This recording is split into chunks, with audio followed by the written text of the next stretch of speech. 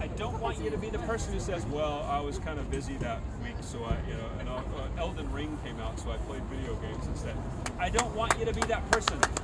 I want you to be the person that says enthusiastically, yes, I stood up. I organized a street protest in my city with thousands of people to put pressure on my politicians to support to rally the international community to do more to support the Ukrainian people. I want you to be the person who says to your grandchildren, yes, I donated money directly to organizations that were helping Ukrainians on the ground.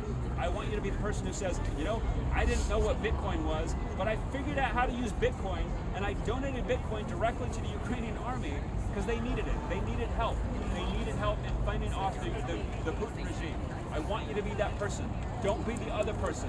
Be the person who says enthusiastically, yes, I did something. Because again, think back to when you first learned about World War II.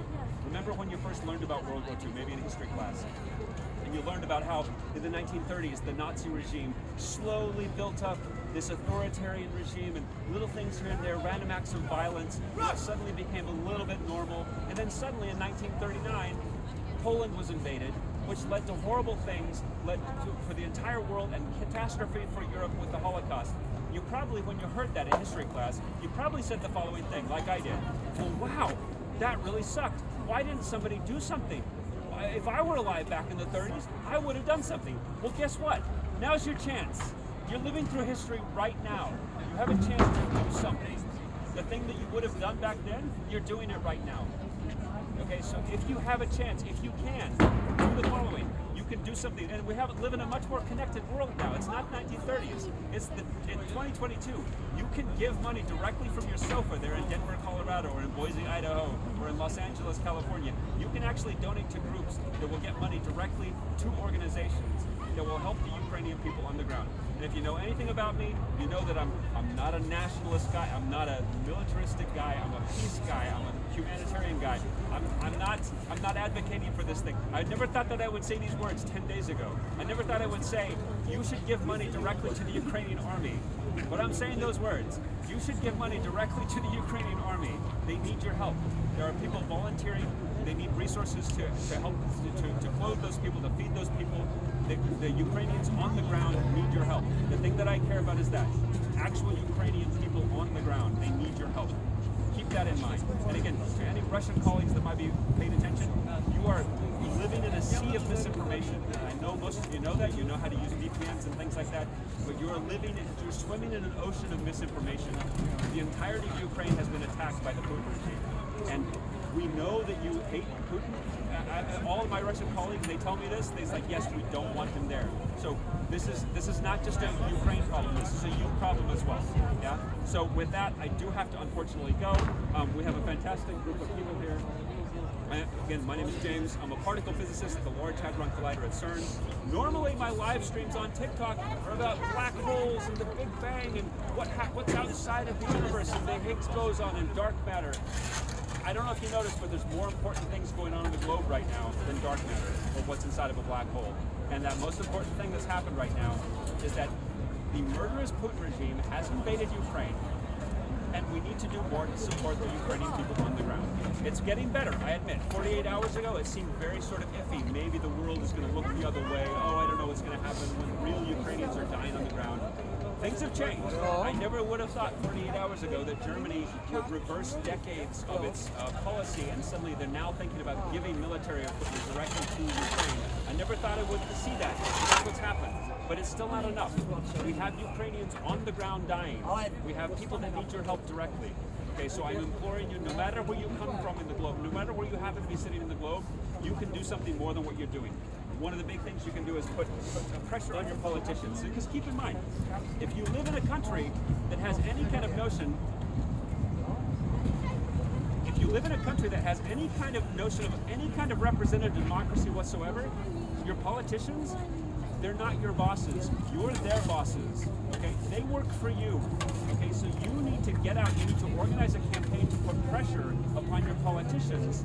Okay, put pressure on your politicians to do more to support, to rally the international community to do more to support the Ukrainian people on the ground.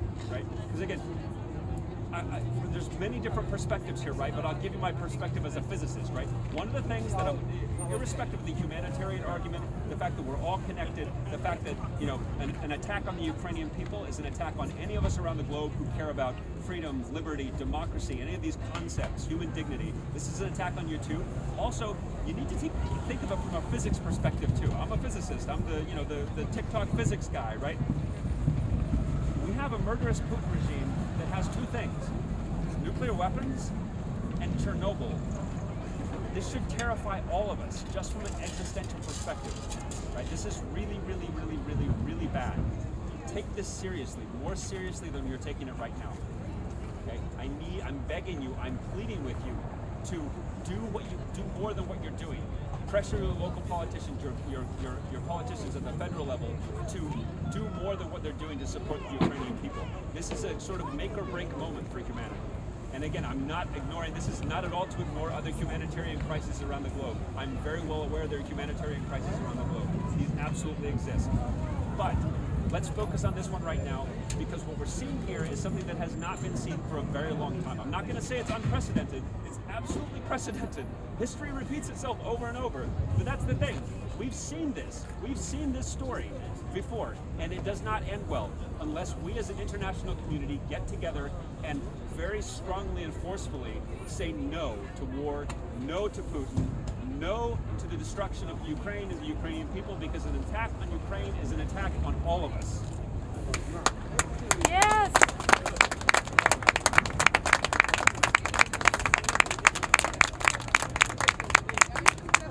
Thank you everyone for joining. I have to go. I have a bunch of other stuff I have to do for the day. Maybe we'll be back tomorrow. I'm not sure. I'm trying to come here as much as possible to share stories from actual. Again, you don't have to take any of this information from me. I'm an excitable American physicist who lives in Switzerland, is passing through Czech Republic. You can take it from actual Ukrainians. You can take it from Czechs themselves. You can take it from. I've been talking to people all around the globe. People from Iran, people from Kazakhstan, people from India, people from Costa Rica. All of us are coming together in solidarity with the Ukrainian people to say no to the murderous Putin regime and yes to humanity, no to war, end this aggression right now. There's no diplomacy can start until all of the Russian troops are removed immediately, and you can do something more than what you're doing. Please, if you can, go to some of these links. I've tried to double check them that they are legitimate links. They are legitimate ways that you can donate money to help the Ukrainian people on the ground. Okay, that's the best you can do. And if you can do more than that, great. So, for example, if you live in a city, then organize one. Please, I'm begging you. This is your perfect chance to do that brave thing you've never thought you could do before. Maybe you live in some small college town in the United States, and you're like, well, maybe there's going to be a protest. No, organize that one. Do it. Like, actually get your friends together and say, yes, we're going to get out on the streets. We're going to organize an email campaign, a calling campaign for our senators and representatives.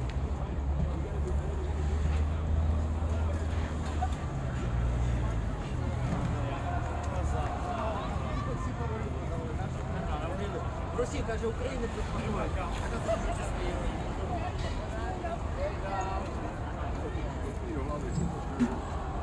Та він нема.